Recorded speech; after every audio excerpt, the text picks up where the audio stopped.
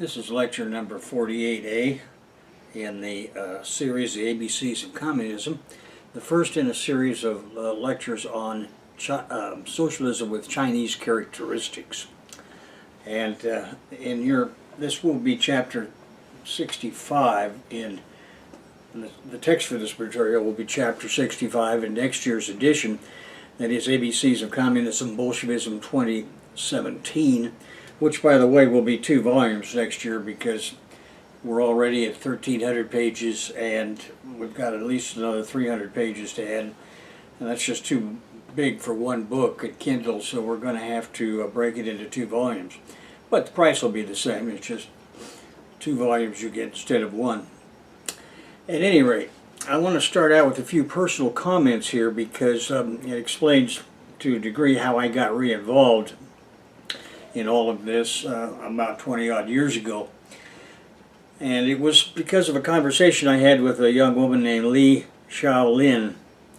And I'm going to just take a few minutes to go through that. I typed up my remarks in this time, which I usually just do off the cuff because it's too easy to get distracted and go off on a diverse different and I don't want to do that. So at any rate, Mao Zedong, now spelled Mao Zedong, was the first communist author I read. I picked up a copy of his book called On the Rectification Movement in 1944-1946. And of all places, I found it in the Caldwell, Idaho Public Library. Now somehow it had gotten into the stacks and the John Birch Society had not yet gotten around to searching that library for books to burn. Simultaneously with the division of the U.S. Communist Party into a China wing that became Progressive Labor Party and a modern revisionist wing that was led by Gus Hall that took Khrushchev's side, Communist Party lawyers on the West Coast, Frank Pastana and Gene Kidwell, broke with the modern revisionist party, and Frank went to see Mao in Beijing. At that time we used to call it Peking. Mao sent him back to the U.S. with orders to build a friendship movement for North Americans with China, which he did almost single-handedly for a few years as the U.S.-China People's Friendship Association, USCPFA. Frank told me later that Mao had taken to telling visitors that Frank Pastana was his outpost on the U.S. West Coast, and they should call him. But at any rate, Frank died recently, and when he did, he had made 46 round trips to China. He's the first person to whom I dedicated your textbook. Now, Frank Pastana helped me escape from prison in Lima, Peru.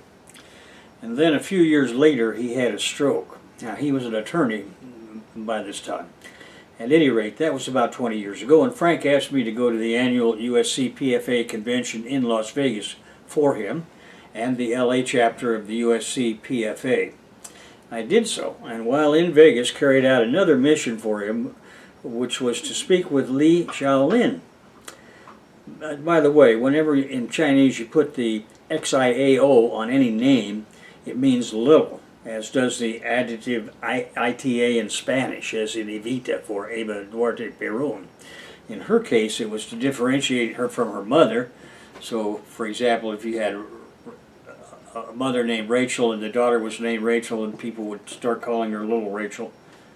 At any rate, it's not that she was little, it's that she was just differentiated from her mother. And anyway, Li Xiaoping is the granddaughter of Zhou Enlai and the daughter of Chinese Premier Li Peng. Now, this is what Stalin would have called in one of his more pissed off moods the Bolshevik aristocracy. I think whether you agree with Stalin or not, you could see that this young woman was about 30 years old at that time, and she was definitely part of the Chinese Bolshevik aristocracy. Li Peng was just coming into the premiership at the time I was with her, as was the new president of China, Jiang Zemin. He was replacing Deng Xiaoping, who is the subject of today's lecture. Now, Li Xiaoping, the young lady I'm mentioning here, had taken her undergraduate degree in electrical engineering at UCLA, and while going to school in Los Angeles had lived at the home of Frank Pastana and Gene Kidwell, a home on Mulholland Drive, for those of you from LA, that Frank built with his own hands as a carpenter that overlooked both Los Angeles on the south side and the San Fernando Valley on the north side, and was a constant meeting place for various left groups after that, certainly all the time I knew him. Now, she was in Las Vegas, this young woman, as the guest of honor of the USC PFA and in the penthouse at the Convention Hotel. Now, we had a conversation as Frank had instructed me to get the inside scoop on the then ongoing transition from Deng Xiaoping to Jiang Zemin. And I had a few pages of questions Frank had dictated, and our talk took several hours. Now, at the time I thought Li Xiaoping was one of the most physically beautiful women I had ever seen, and it was obvious that she was whip smart. The kind of person who you listen to every sentence because every sentence is brilliant. Today, according to Wikipedia, she is vice president of the China Datong Corporation, one of the 5 biggest electrical power generating companies in China, run by the the Communist Party's Central Committee and the State Council of the PRC, the People's Republic of China. The State Council is the equivalent of what you have in the U.S. as a cabinet. Now, this book here of I'm going to show you of Deng Xiaoping's daughter was just coming off the press at this time, and she recommended it to me as I am to you now. And I have used it as a guide through the various documents I have to write these chapters about Deng Xiaoping. Now, as fortune would have it, this was just the beginning of my association with the struggle of the international communist movement, now under the de facto leadership of the Communist Party of China.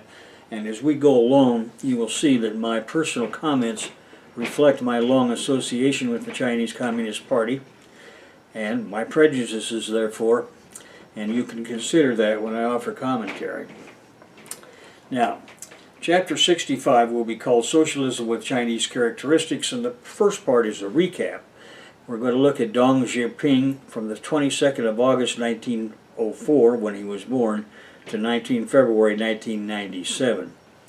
Now, as a Chinese revolutionary and a guiding statesman of the People's Republic of China after the passing of the founder Mao Zedong, he was the paramount leader of China from 1978 until 1992. After Mao Zedong's death, Deng led his country through a revolutionary reorientation that one might call the Second Revolution in China. You'll recall we talked about the Second Revolution in Russia that Stalin kicked off in August 1928. This reorientation was widely misunderstood in Gringolandia. Foolish, dreaming, always uneducated think tankers in the capitals of capital saw the Cpc 1978 turn as the defeat of communism and the ascendancy of capitalism.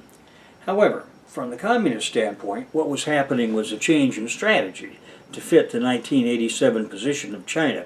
In fact, it was Lenin's 1921 idea of a mixed system, NEP, that had inspired them. Now about that, Lenin's system had to go by 1928, as we have discussed in preceding chapters. The Chinese leaders knew the Soviet NEP had to be abandoned by Stalin and the CPSU because it did not serve the needs of the USSR after 1928, and thus of world socialism for survival. Those needs required massive industrialization to prepare for the inevitable World War II, and Stalin got the money to buy that infrastructure for the Soviet Union by nationalizing all of the agricultural land and produce in the USSR. China had the same need in 1987, that is, to industrialize, and so required an NEP-like mixed economy. Today, the always ignorant Western ideologists have suffered the fatal error of believing what they wish to believe.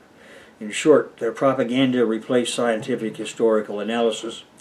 On the other hand, the Chinese communist leaders had a scientific understanding of history because they are scientific socialists, that is, Marxist-Leninists. Now, in an abstract, I've written that Deng was the paramount leader of the People's Republic of China from December 78 to 1992. He emerged as that paramount leader because of his long history in the leadership of the CPC.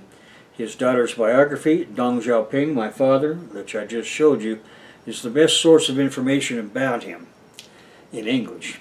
Now, Deng was in the core of the leadership of the Communist Party of China for many years. In him, the others had confidence. Accordingly, it was natural that he would take command in 1987. Deng came from a farming background in Guangdong, Sichuan province. I'm just going to have to read it this way, and you can look up the spelling of all these when you get your book. As a young man, he went to France to study and work in 1921.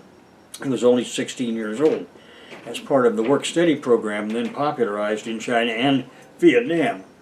And in France, he was introduced to the science of history, that is Marxism-Leninism, and he joined the Communist Party of China in Paris in 1921, in its youth league, and the party proper in 1924, again in Paris.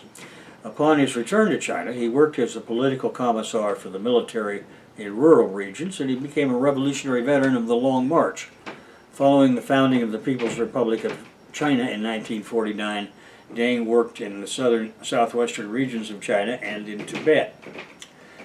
Now, Deng was always a major supporter of Mao Zedong. As the party's Secretary General, Deng became instrumental in China economic planning throughout the 1950s and the early 60s.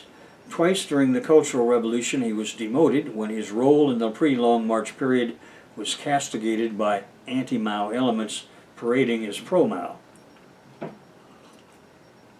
However, his loyalty was never questioned among the party's senior leaders, nor did he ever lose faith in the ultimate wisdom of the party, and he became prominent again in 1978. Mao's chosen successor was a comrade named Hua Guofeng, but he had failed to get China on the road to industrial modernization, and therefore a new group had to take over. What the new leaders came up with was a Leninist NEP adapted to China's then current conditions, and they called it Socialism with Chinese Characteristics. Deng was the principal architect of this new socialist thinking. Now, we are at another great historical crossroads. Deng's theory combines the Communist Party's dialectical and historical materialist ideology with the Leninist understanding of what backward capitalism has meant for China. In 1978, China was at another crossroads equal to the one in 1934, when the party decided to go on the Long March. The solution in 1978 was for China to allow its bourgeois elements to do their part, namely for them to participate in the revolution by completing the capitalist stage.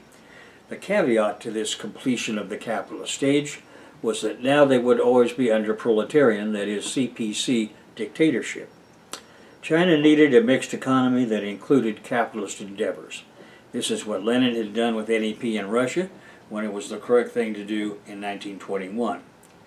Now, Karl Marx had assumed some iron-given premises to the operation of the capitalist stage in Volume 1 of Capital, published in 1887, and one of these iron-given premises was that his theory of capitalism assumes the entire world as an unimpeded marketplace.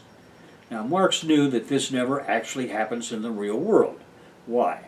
Because ruling classes always resort to tariff protectionism.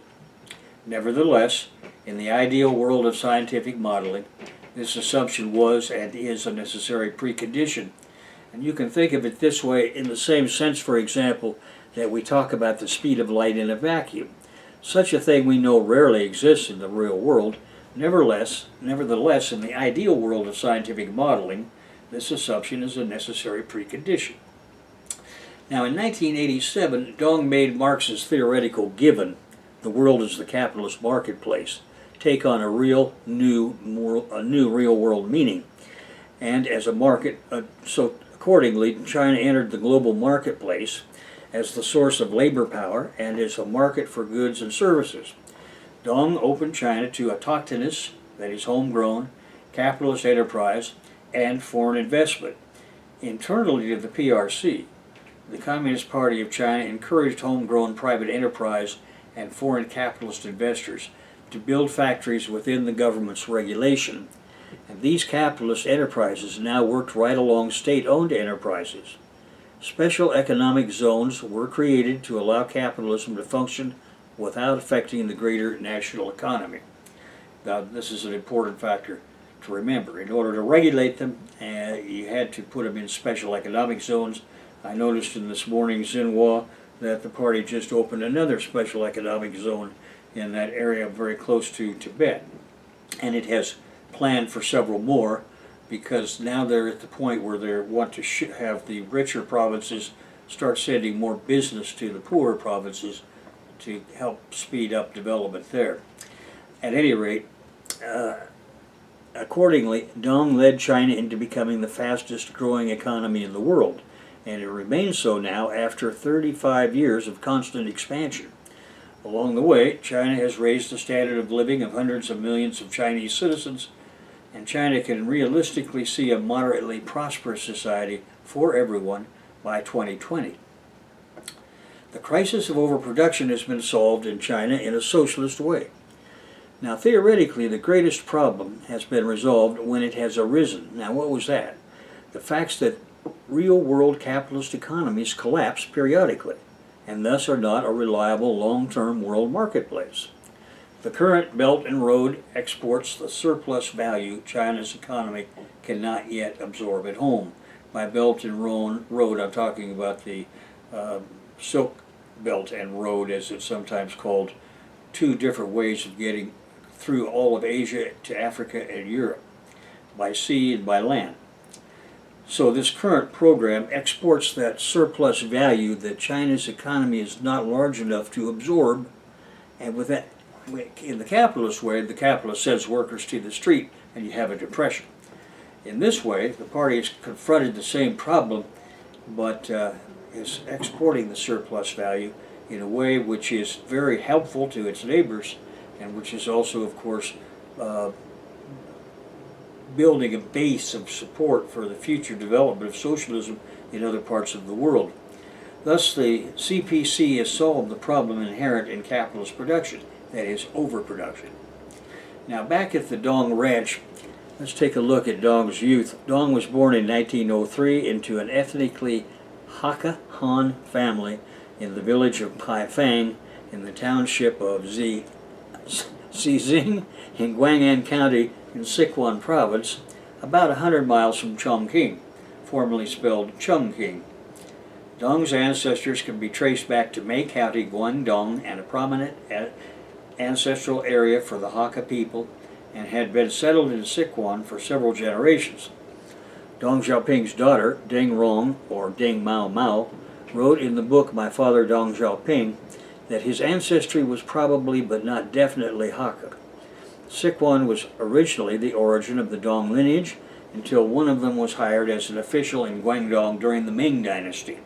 During the Qing Dynasty, the imperial plan was to increase the population, and in 1671, the Deng family returned to Sichuan. Deng's father, Deng Wenming, was a middle-level landowner and had studied at the University of Law and Political Science in Chengdu. His mother, surnamed Dan, died early in Deng's life, leaving Deng, his three brothers, and three sisters. At the age of 5, Deng went to a traditional Chinese-style private primary school, followed by a more modern primary school at the age of 7. When Deng first attended school, his tutor objected to his having the given name Zansheng. He objected because Zansheng is a near homophone for the honorific Zansheng analogous to Mr., Sir, or the Sino-Japanese Sensei. His tutor preferred calling him Xian, which includes the characters to aspire to and goodness with overtones of wisdom.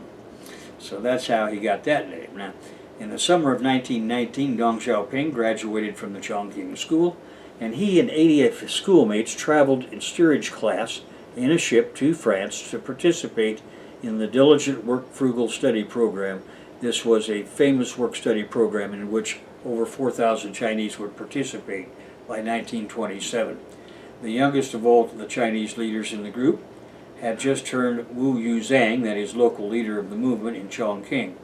And that's the guy we're talking about. Deng's father strongly supported his son's participation in this work-study abroad program, and the night before his departure, Deng's father took his son aside and asked him what he hoped to learn in France.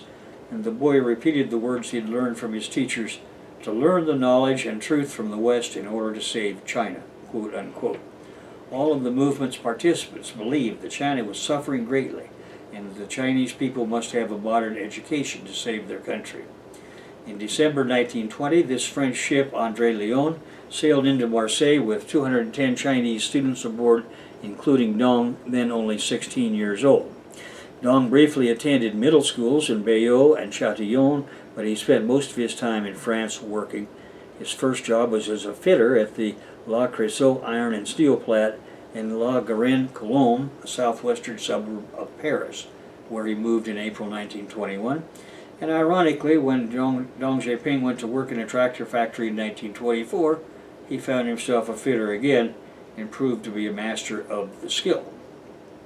In that suburb of Paris, Deng met Zhou Enlai and some other Chinese which I mentioned, but they won't mean that much to you at this time other than Zhou Enlai. Under the influence of these older Chinese students in France, Deng began to study Marxism and engaged in political dissemination work.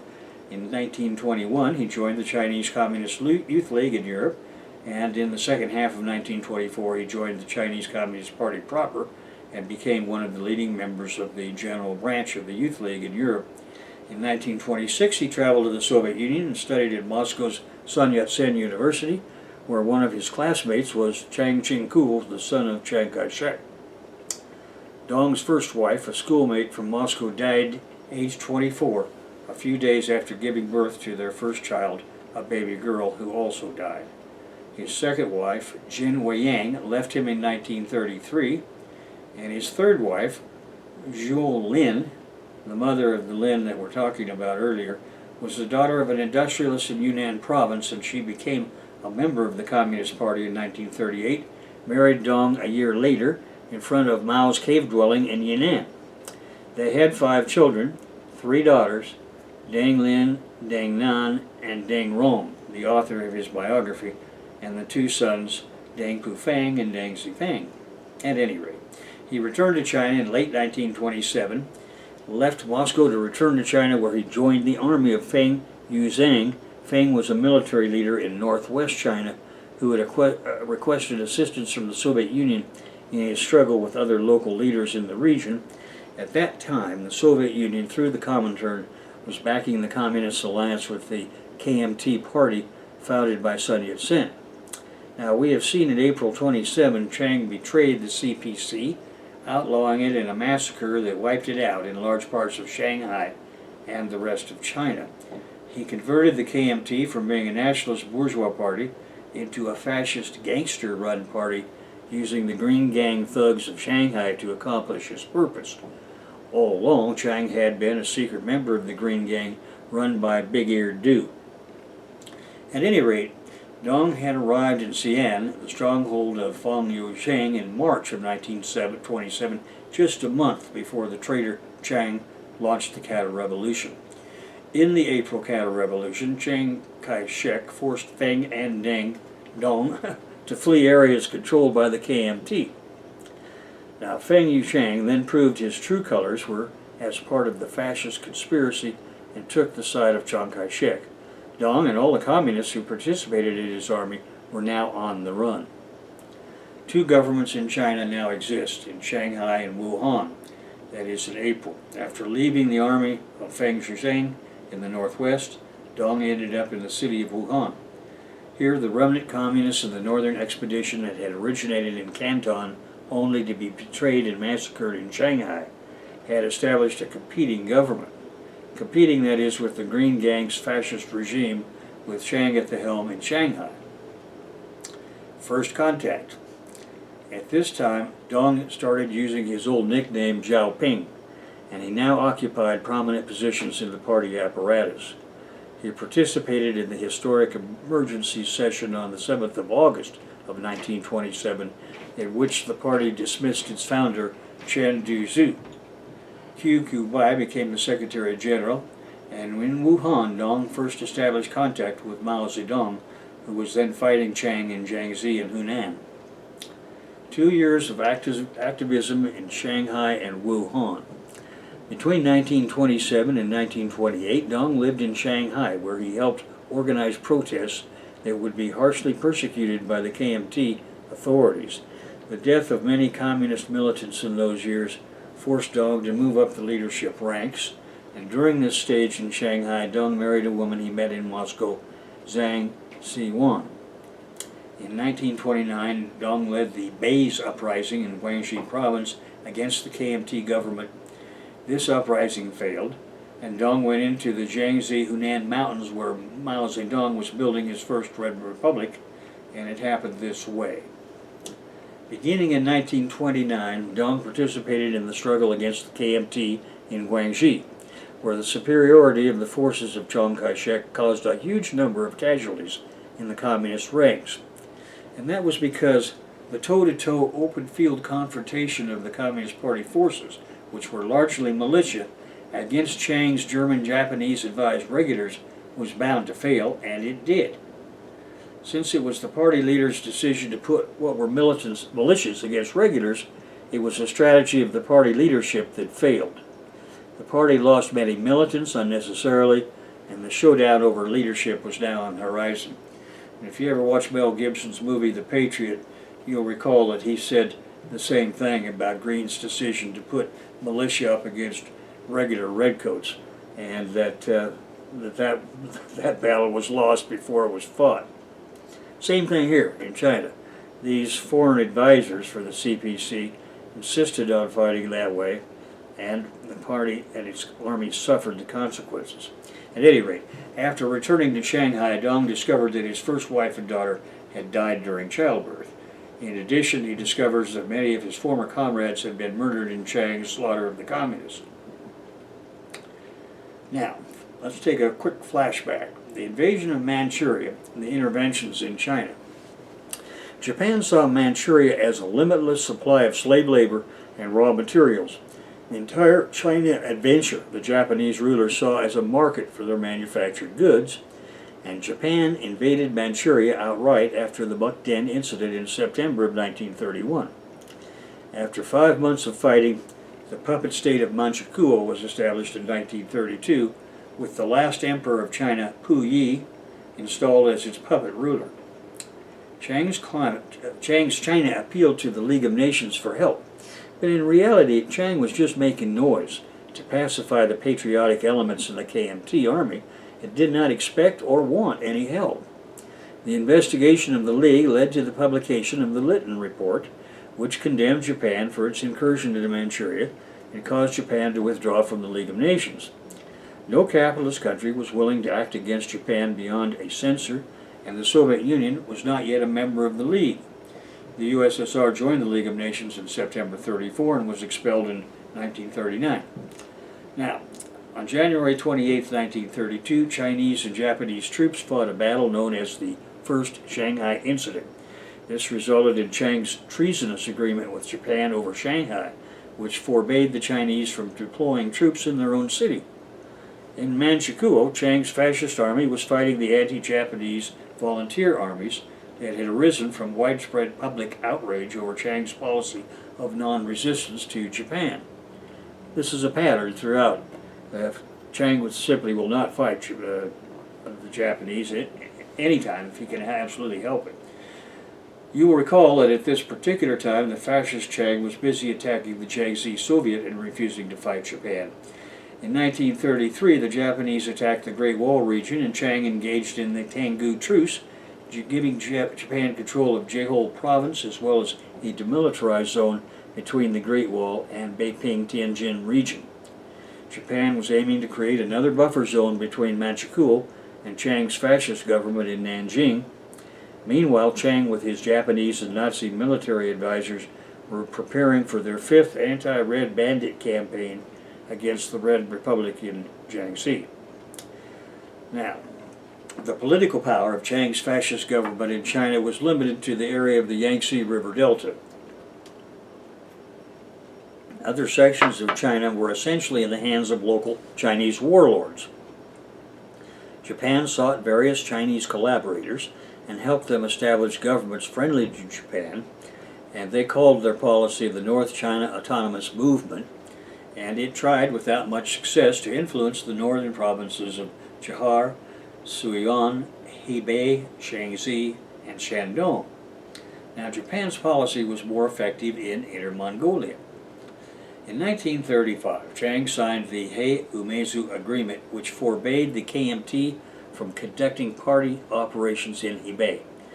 In the same year, he gave away Chahar in the China-Doha Agreement. By the end of 1935, Chiang's so-called government abandoned all of northern China, and in its place, the Japanese Front's East Hebei Autonomous Council and the Hebei-Chahar Political Council were established.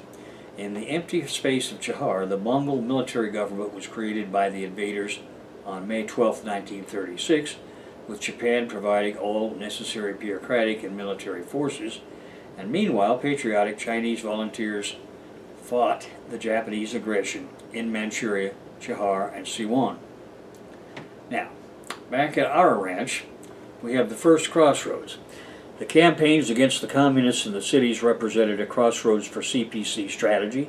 Hardline Leninist Chen had pushed for a line of proletarian vanguard without alliances with other essential sectors of the people. However, without even one city they could call their own, this was a strategy without a home base. No regular army based on industrial workers could be created without state power in at least one appropriate city. This led to Chen's downfall from the leadership of the Communist Party. Now, conversely, the Communist leader Mao Zedong saw the rural farming masses as the main base for a revolutionary force in China. Therefore, in a mountainous area of Jiangxi province, Mao had established a communist system, and in this Red Republic, the Communist Party of China conducted the experiments that gave them the experience to form the embryo of a future China under communism. These communists adopted their official name as the Chinese Soviet Republic, and in Moscow it was often called the Jiangxi Soviet. In one of the most important cities in the Chinese Soviet Republic, Fujian, that's spelled R-U-I-J-I-N, Deng took over as secretary of the party committee in summer of 31. In the winter of 32, Deng went on to play the same position in the district of Wuchang, and in 1933 he became director of the propaganda department of the provincial party committee in Jiangxi. It was then that he married a young woman he had met in Shanghai named Jin Weiying. Now, there was a temporary resolution of the two lines. The successes of the Soviet Jiangxi made the Shanghai Cpc leaders decide to move from Shanghai to Jiangxi. Here there was an inevitable confrontation between Mao, Deng, and the incoming Shanghai party leaders. The struggle between the two factions led to the removal of Deng, who took Mao's side, from his position as director of the propaganda department, and Deng's second wife, Jin Weiying, left him shortly thereafter over the split between the two factions, as she was supporting the incoming Shanghai group. Now, despite the strife within the party, the Jiangxi Soviet became the first successful experiment of communist rule in rural China. It even issued stamps and paper money under the letterhead of the Soviet Republic of China, and the fascist army of the gangster Chiang Kai-shek attacked this communist area 4 times. Each time, the Nazi and Japanese advisors to Chiang organized a blockhouse fence surrounding the Red frontier. From there, they would move forward and attack, and each time the Reds outwitted them, using reconnaissance in force to break through the fascist lines and split it up into segments they would mop up one by one. Reconnaissance in force is a military term for probing against a line, looking for weak spots, but you probe against it hard, making them think that this is it. But it really isn't unless you find a weak spot, and then it is. And this is a way of keeping them from putting their reserves in the right spot to stop you. At any rate, the Long March summary, going nowhere. Surrounded by Chiang's fascist army and its German and Japanese advisors, the communists defeated 4 of the anti-Red Bandit campaigns.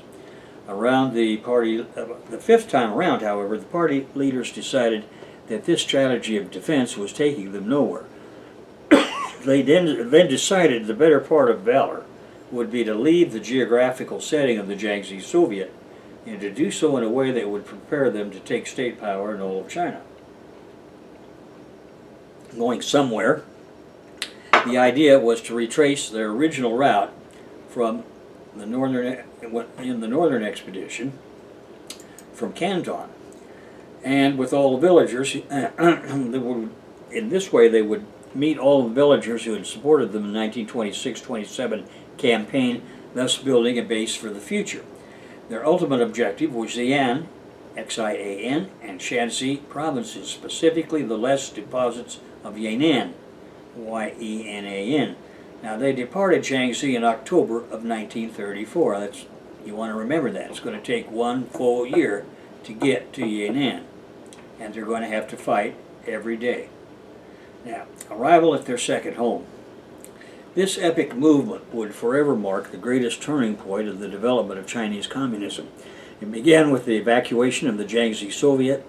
It lasted 1 year in actual marching, and it concluded with the investment of Yan'an. The evacuation was difficult because the fascist thug army surrounded them. However, Chiang had not anticipated the breakout. The CPC prepared the evacuation in complete and successful secrecy, so when they moved, the fascists were caught totally by surprise. Only a handful of men knew any of the details in their complete form. Now, the Red Republic took not only its army, but all of its citizenry on the Long March. Advancing through remote and mountainous terrain, over 100,000 men, women, and children managed to escape Jiangxi. Along the way, they met friends in the villages they had liberated once before, and left behind large contingents to build secret bases and meld into the local communities as common farmers. This long strategic retreat through the interior of China ended 1 year later, when 10,000 of the original contingent arrived in the northern provinces of Shanxi at Yan'an. Now, let's take a look at the details of this long march, which goes from October 34 to October 1935. It's 9,000 kilometers, that is 5,600 miles, and they did it in 370 days. So the Long March from October 34 to October 35 was a military retrograde movement. Retrograde is a term for the military people prefer to retreat because it means you're moving in a direction that looks like a retreat, but it's actually a planned movement to get yourself to another place. So it's not exactly a retreat. At any rate, there was a military retrograde movement undertaken by the Red Army of the Communist Party of China, which is the forerunner of the People's Liberation Army.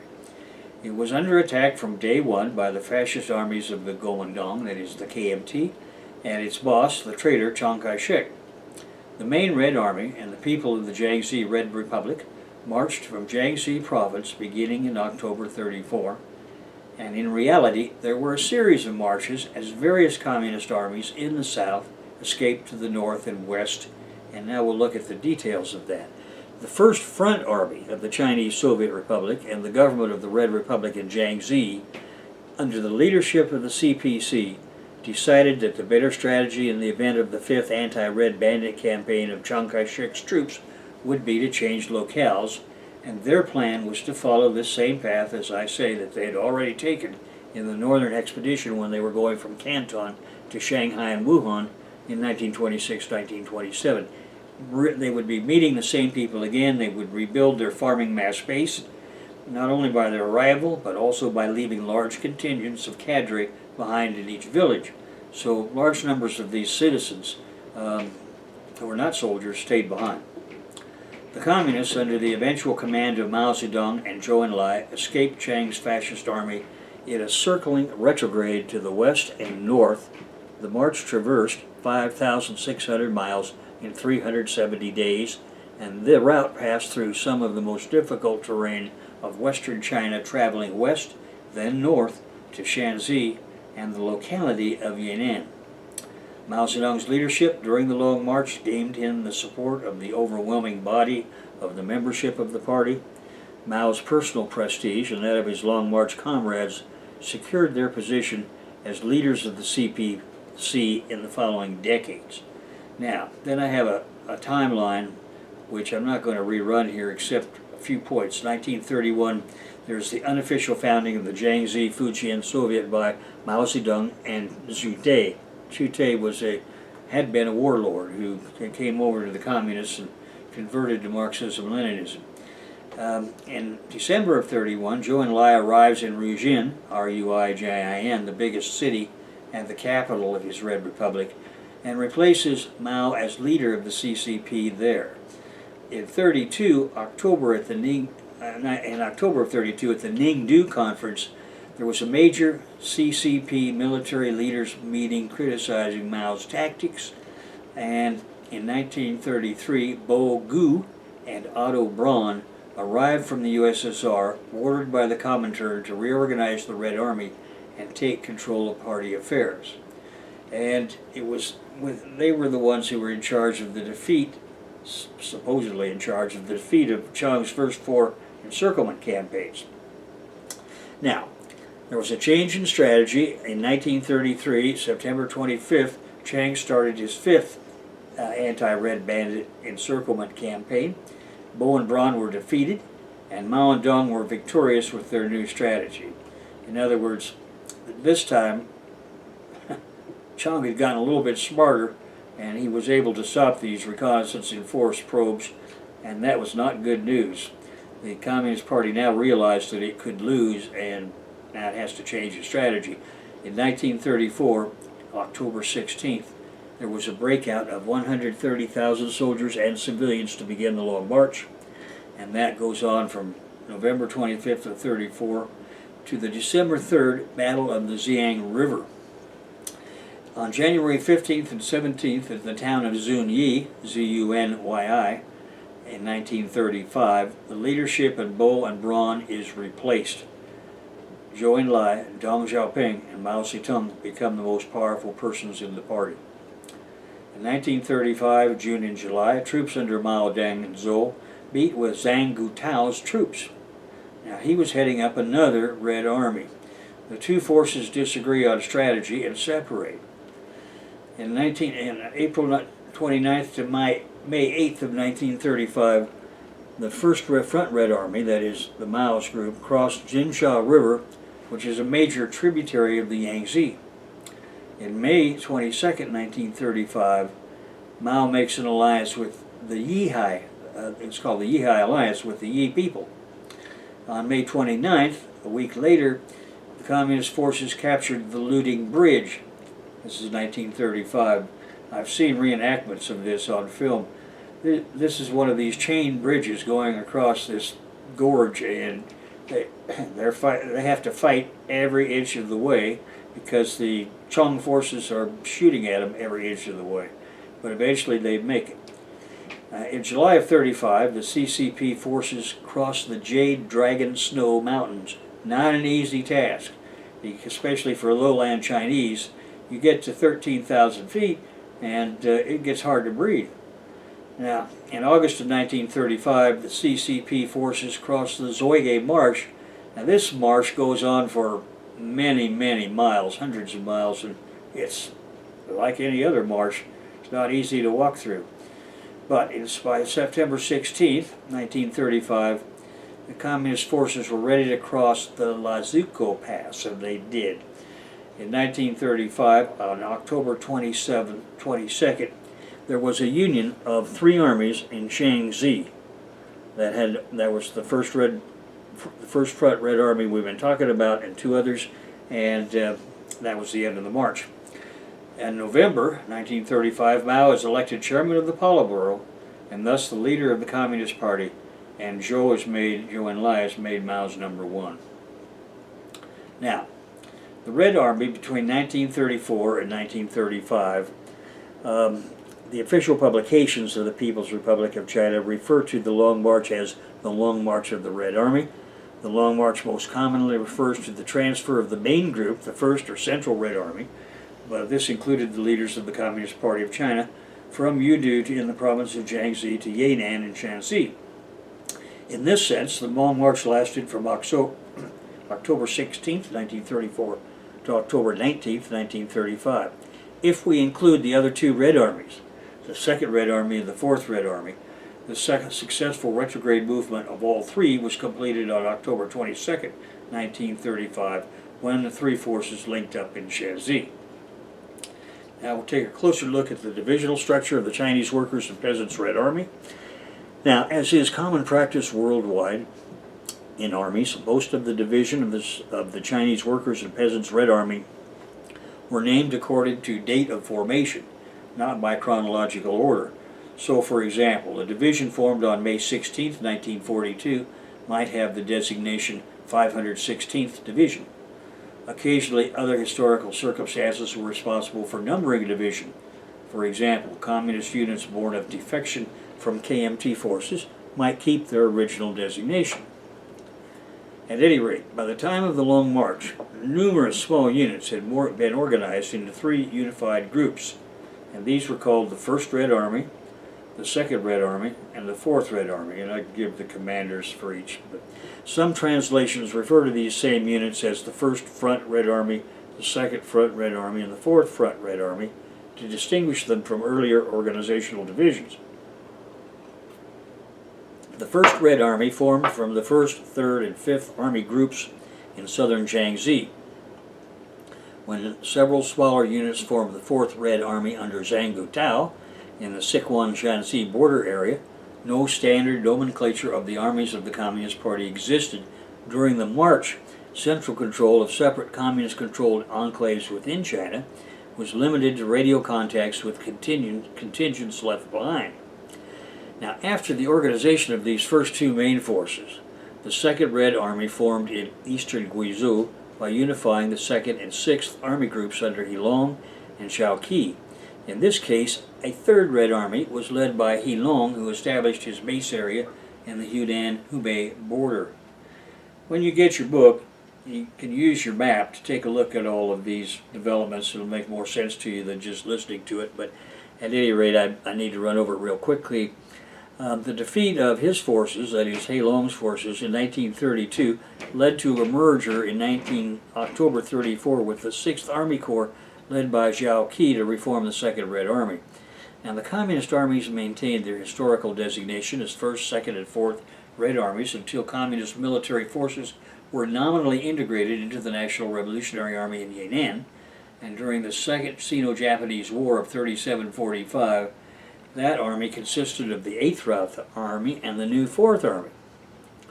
Now, Civil War, fascism versus communism. The Communist Party of China was founded in 1921 by 11 Chinese communists led by Chen Duzhu in a congress attended by 2 Comintern delegates from Moscow. From this beginning, the Comintern was in close liaison, as was Lenin's Politburo, as China was far too important to be left to the Comintern alone. Now, the CPC grew rapidly, especially among the industrial proletariat in major cities of China, and so within a few years it was the single biggest party in all of China. Lenin sent Adolf Joffe to Shanghai to negotiate a deal with the most progressive leader of the bourgeois forces in China. Joffe and Sun reached an agreement that the Soviet Republic would send men and material to Sun if he could get a city he could call his own for a base. Sun did so in Canton, which is now called Guangzhou, and Lenin was as good as his word, sending advisors, troops, weapons, and money to Sun's republic. The intervention at Sun's request was by the Soviet Republic and the Comintern. In both cases, that is the Comintern and the Russian CP Politburo, it was Joseph Stalin who was designated by Lenin to be the manager or handler of his assigned leaders for Soviet liaison to the Chinese Revolution.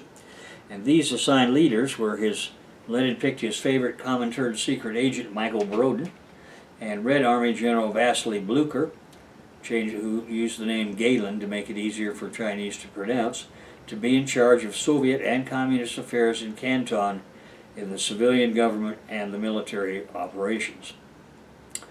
Now, from Sun to Chang, as we have seen, the Chinese Communist Party initially collaborated with the Chinese Nationalist Party, or Kuomintang, KMT, founded by the Revolutionary Republican Sun Yat-sen, who was a bourgeois person.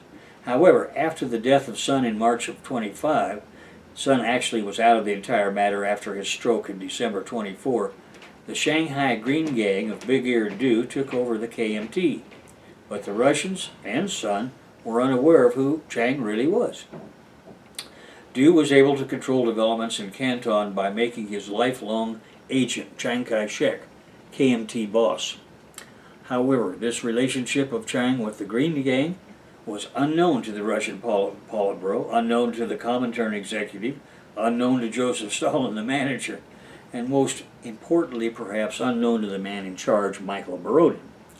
Now, accordingly, Borodin and Blücher, given the name Gehlen, as it was easier for Chinese to pronounce, created the National Revolutionary Army for Sun Yat-sen, and its officer school was on Whampoa Island, which is immediately offshore Canton, and due agent Chiang Kai-shek was school commandant. 2 years later, in 1926, the Northern Expedition departed for Shanghai, Wuhan, and Beijing. Along the way, it succeeded in wresting control of large areas of China from local warlords, took Shanghai and Wuhan, and established a government in Wuhan. Then in April 1927, fascist thugs of Du and Chiang attacked the communist components of the NRA in Shanghai and many other cities.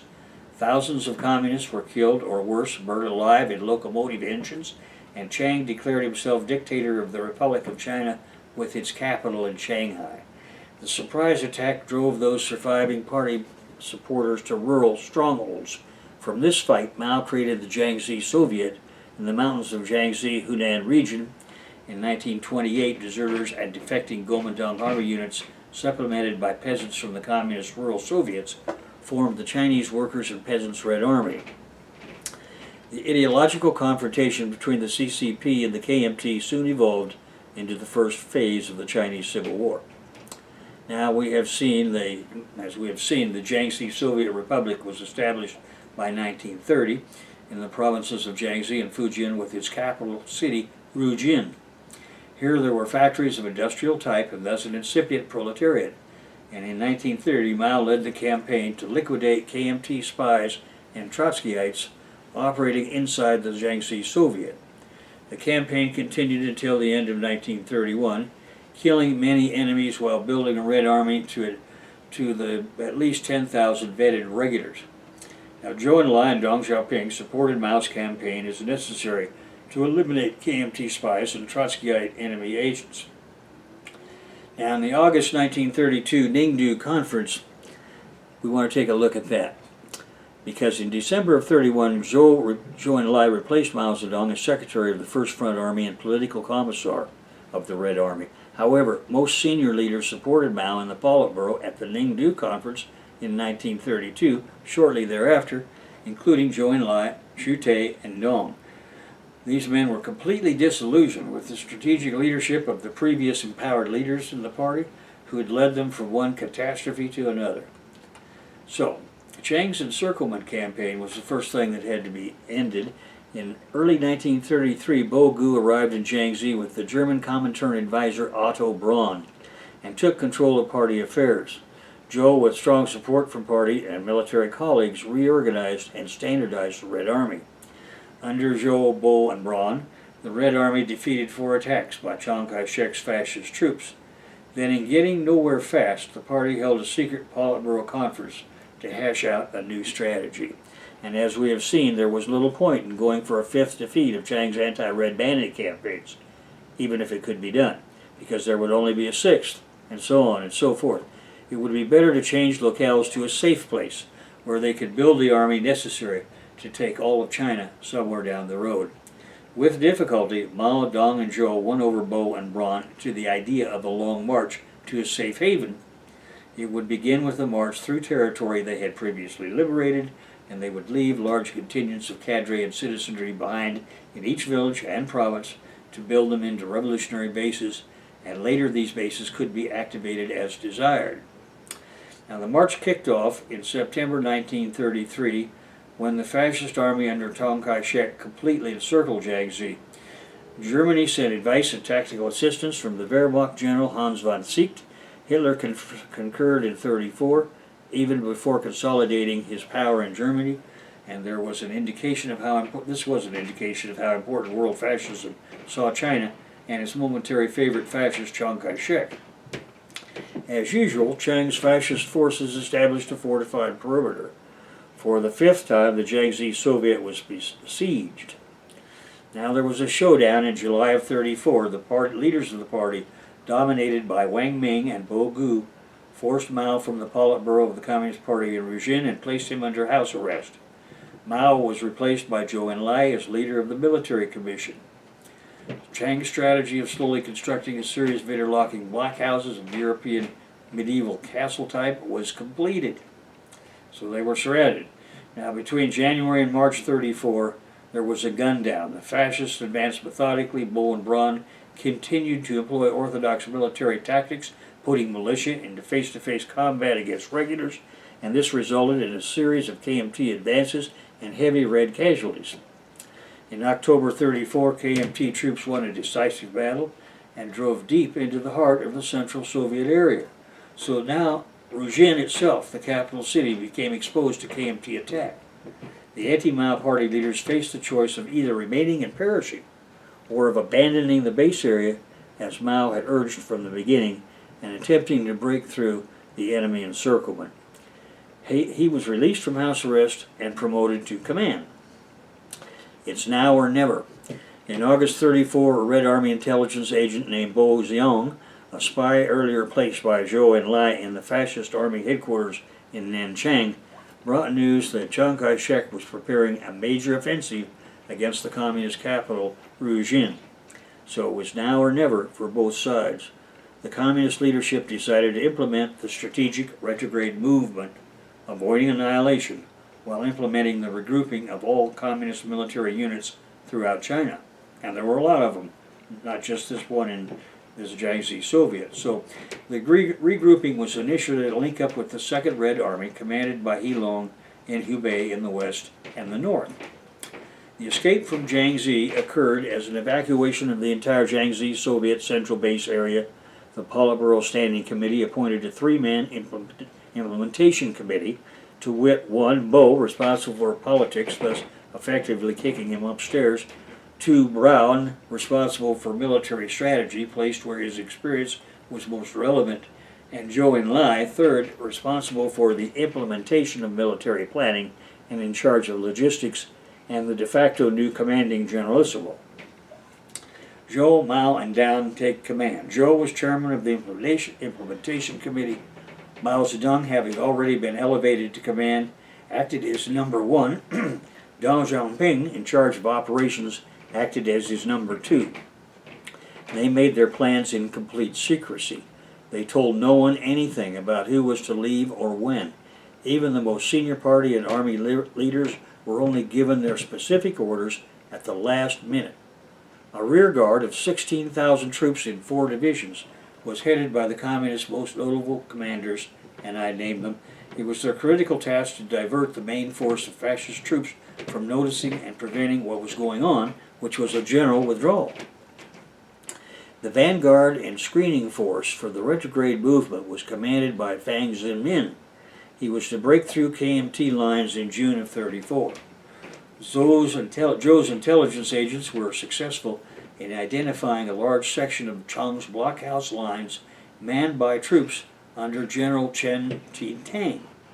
Now, Chen Ji-tang was a Guangdong warlord likely to preserving his army rather than fighting with the Reds, and accordingly Zhou Enlai made a deal with him to allow safe passage of the Fang forces.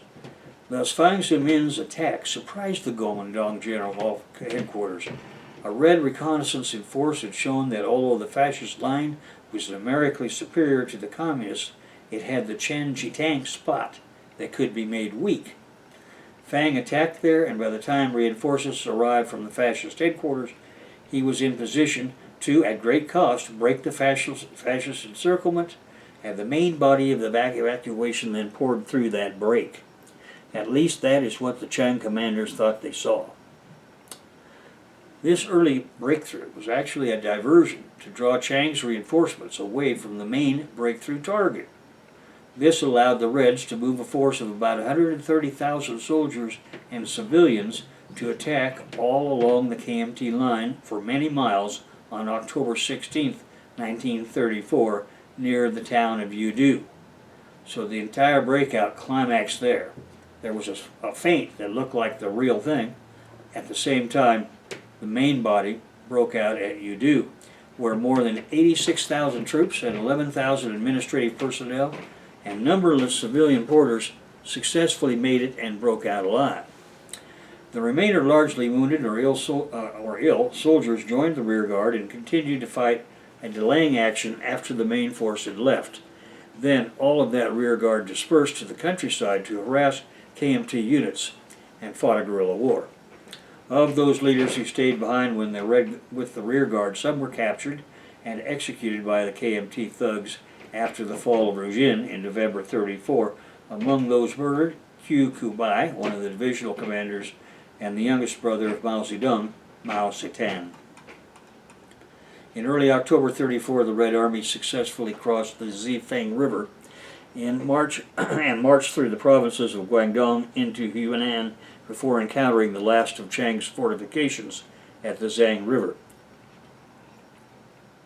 Fascist regulars now, finally, were able to engage the Reds in open field toe-to-toe fighting, but failed to subdue them, because the Red forces engaged were no longer militia, but well-trained regulars. And the First Red Army successfully escaped with 36,000 regular soldiers intact. Bo Gu and Otto Braun no longer served any useful purpose, and they would soon be replaced by Zhou Enlai, who would remain calm and retained a firm command, with Mao and Deng in place as his numbers 1 and 2. Most communist losses occurred over 2 days of heavy fighting from November 30th to December 1st of 34, and that was acceptable. The breakout had been a resounding success. The new command got the credit from the soldiery and the citizenry. Now they need to change the route. Mao's plan. It was obvious that Chiang would try to intercept the Red Army in Hunan. Mao expected the KMT defensive positions at Guizhou to be weak, and his plan was for the Red Army to change direction and head toward the town of Guizhou. A meeting at Tangdao, a town close to the border of Hunan and Guizhou, was convened to discuss this on December 12th of 34. Generalissimo Zhou Enlai endorsed Mao's proposals, encouraging other leaders to overrule the objections of Bo and Braun, and it was made so. When the Reds reached Lieping in the mountains of southeast Guizhou, Braun wanted to go east to eastern Guizhou. Mao said no, the Red Army should go to western Guizhou, where he said the KMT forces were under strength. And furthermore, western Guizhou borders Sichuan, and Mao wanted to establish a strong contingent there to implement the fundamental justification for the march here and now, which is leaving a big contingent to organize the local farming population. Zhou sided with Mao, and Braun flew into a rage because he was overruled in the debate, and the upshot was that Mao's plan was voted in, and Zhou took the Red Army to Zunyi in western Guizhou, which we just discussed a minute ago. But at any rate, the new year, 1935, January 1st, brought a new leadership corps. The Red Army reached the Wu River. Bo and Braun wanted to move back to western Hunan to join other communist troops, but by this time their prestige was non-existent, and their idea was rejected out of hand. Supreme Commander Zhou Enlai had become impatient with them and proposed an enabling rule that was put into effect immediately. Now, from that moment forward, all military plans had to be submitted to the Politburo for approval. Zhou, Mao, Deng, and their comrades now dominated the Politburo, so the motion passed easily. Clearly, Braun no longer had direction of military affairs, the original justification for having him on the three-man implementation committee, and he was given the boot. On January 15th, 1935, the Red Army captured Zunyi, the second largest city in Guizhou, and as Mao had predicted, the city was weakly defended and was too far from KMT forces to be under immediate threat of attack. So by the time the Red Army occupied Zunyi, the KMT had fewer than 10,000 men in the city, all of whom surrendered. Zhou used the peace afforded in Zunyi to call an enlarged Politburo meeting in order to examine the causes of the communists' repeated defeats. This would be the formalization of the removal of Bo and Braun. And that happens at the Zunyi Conference, that's spelled Z-U-N-Y-I, January 15th to 17th, 1935. 3 days. The Communist Zunyi Conference resulted in a total change in the party's Politburo. Zhou called the conference to draw lessons from the Red Army's past failures and develop strategies for the future. Were the defeats of the Red Army due to unavoidable circumstances or inadequacies of leadership? Bo Gu was the first speaker, and he attributed the Red Army losses to objective causes, particularly the enemy's overwhelming numerical superiority as well as poor coordination of communist forces. Braun's interpreter, Wu Zhuquan, said that Bo's arguments did not impress his audience and that he appeared to be attempting to avoid responsibility. Zhou Enlai was the next to speak, and Zhou blamed the Red Army's failures on poor decisions at the leadership level, and he blamed himself as one of the three people most responsible. Zhou's willingness to accept responsibility was well received. Zhang Wentian attacked Bo and Braun directly, criticizing them for numerous strategic and tactical errors. Mao Zedong was the third speaker, and he analyzed poor tactics as the strategy of Bo and Braun. Zhou said in his opinion Mao's analysis was correct and the meeting concurred. 17 of the meeting's 20 participants agreed with Zhou and Mao. Bo, Braun, and He Kequan voted against the consensus, so in short the conference voted 17-3 to support the Mao Zedong analysis. And so this whole thing at the Zunyi conference was a great turning point in the leadership of the Red Army. Now, Zhou Enlai's political career was never in question, even though he was held partially responsible for the Red Army's defeat, and he was retained at the top level of the party's leadership. Zhou's differences with Bo and Braun at Ninggu, his successful tactics in defeating Chang's Fourth Encirclement campaign, and his resolute support of Mao were the reasons that he survived all of that. Interestingly, it was during this period, in February 35, that Mao's wife, He Zhihen, gave birth to a daughter, and given the harsh conditions of the march, the infant had to be left with the local family to keep her safe. In March of 35, the final shift in the party's leadership was formalized. Zhang Wentian became General Secretary, and he was elected one of the three members of the Military Affairs Commission. The other two were Zhou Enlai, who retained his position as Director of the Commission, and Wang Zhizang, another Mao supporter. Zhou Enlai continued as de facto Generalissimo, having final decisions on military matters. Mao Zedong was number 1 in charge of operations. Deng Xiaoping was number 2 in charge of logistics. Wang Zhizang was number 3 in charge of personnel and intelligence. And the Maos had complete control of the commission and thus the march. Now, we haven't finished this long march story yet, but we will conclude this part in the next lecture. And once having done that, we have still more work to do with regard to Deng Xiaoping, and of course then his successor. So we're going to see how the modern, what you're seeing here is how the modern concept of socialism with Chinese characteristics emerged on the basis of the party's history, and we're going to continue to do that until we get up to this very present day in 2016.